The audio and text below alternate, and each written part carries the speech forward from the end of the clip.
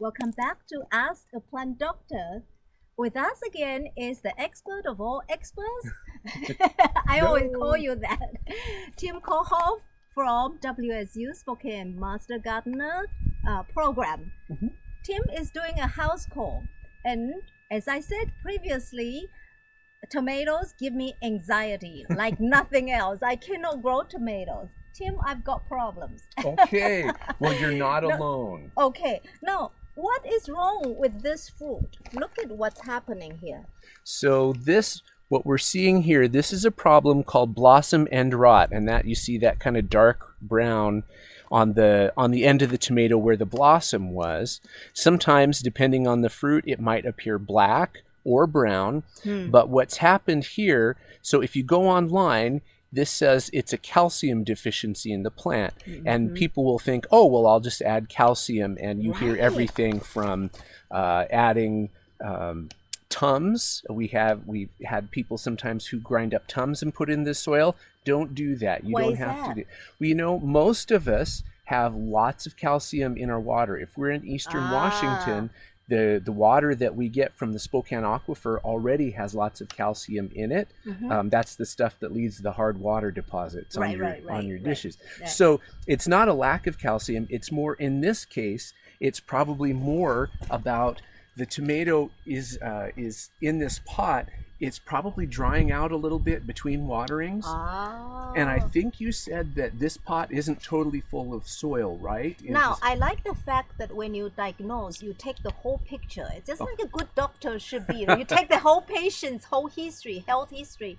What happened to this is this pot was originally intended to plant flowers, and this is a last-minute gift. So I have only filled up half of this pot. The bottom half of this pot is actually twigs and pine cones and whatnot, thinking it's going to plant flowers.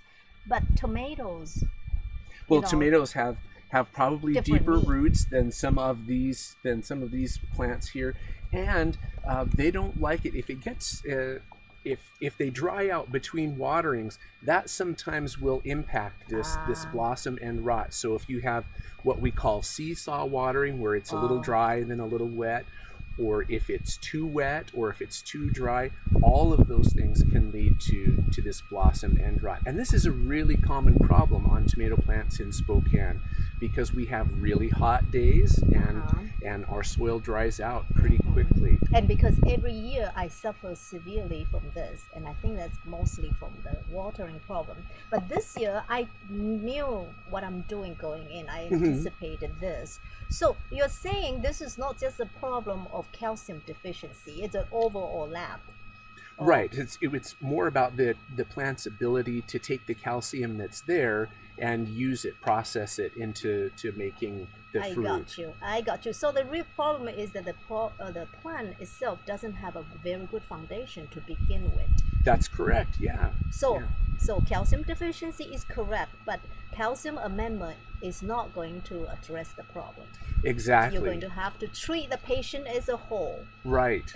and if people go online, they will see calcium deficiency, and in other parts of the country even, there are products, they add calcium to the soil and it might fix it. But here in our part of the world, we don't really need to do that. I see. So this is very Spokane specific because we already have enough calcium in our water. Right. It's just that diabetes for a patient is the symptom, overall lifestyle is the cause, right? Yeah, in a way, yeah. Excellent. Well, thank you, Tim. I learned something.